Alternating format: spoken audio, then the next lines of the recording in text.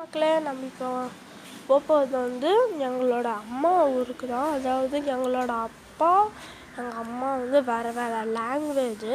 எங்கள் அப்பா வந்து தமிழ், எங்கள் அம்மா வந்து தெலுங்கு. அதனால எங்கள் அம்மா ஊருக்குனா தெலுங்கு தான். எனக்கும் தெரியும் தெலுங்கு.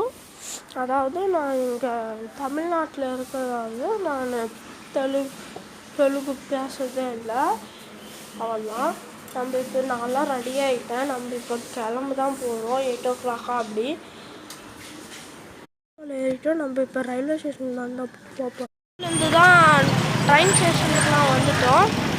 இப்போ நம்ம ட்ரெயினில் தான் ஏற போகிறோம்.